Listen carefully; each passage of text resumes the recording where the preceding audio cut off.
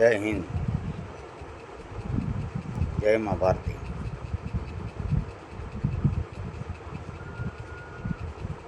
તરણી જનતાને મારા જય ઠાકર, જય મા વરોડી, નમો બુદ્ધાય, બાબા સાહેબ સંવિધાન અમર રહે, બાબા સાહેબ કી જય.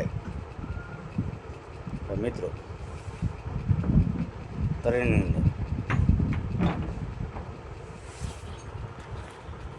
જેટલું પણ ગૌસર છે, પછી 500 વીઘા હોય તો ભલે, 800 વીઘા હોય તો ભલે, ને કોઈ પણ જ્ઞાતિ હોય,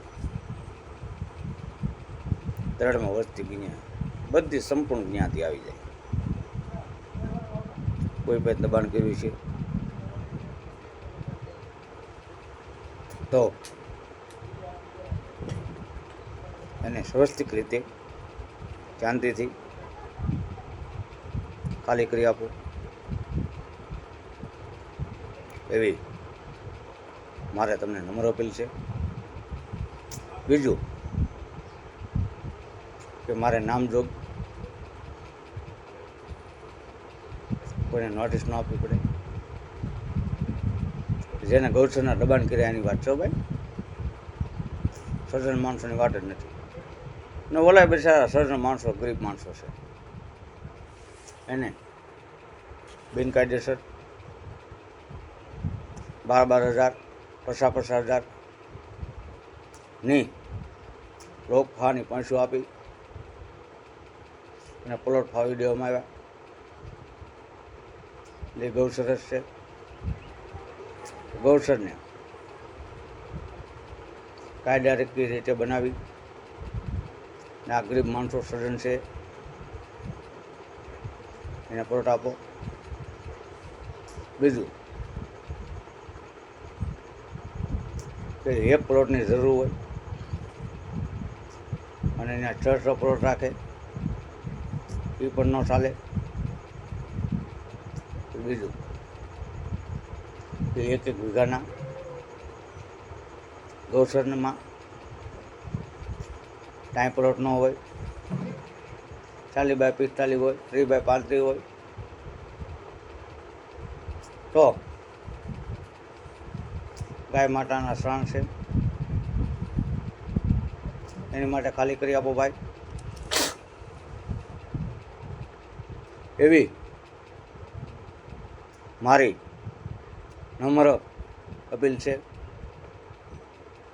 આપણી નવી પંચાયત મિલનદાસ જોશીને કે દાદા આ વ્યવસ્થિત રીતે આ કામ કરાવો,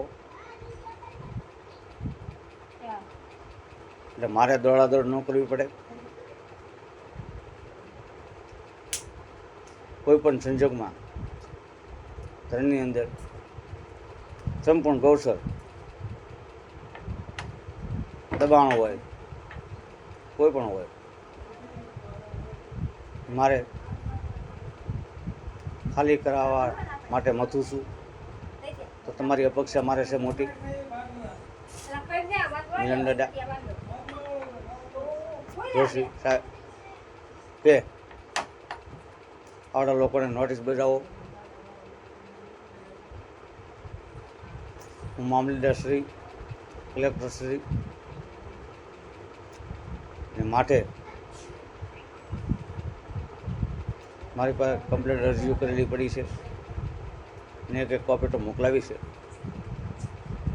અને માટેથી તમને કહે અને પછી કરો, એની અંદર કાંઈ ન હોય. એટલે દાદા મારી સંપૂર્ણ નવી પંચાયત એને વિનંતી છે કે આનું પરિણામ 1 મહિનાની અંદર આવવું જોઈએ, એવી મારી તમને નમ્ર અપીલ છે. નાના માણસો બચી જવા જોઈએ અને મોટા મોટા 600 પ્લોટ, 8-8 પ્લોટ, 8-8 પ્લોટ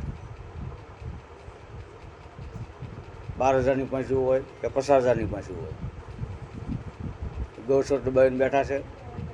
તો એને કાયદાકીય રીતે એક પ્લોટ આપો.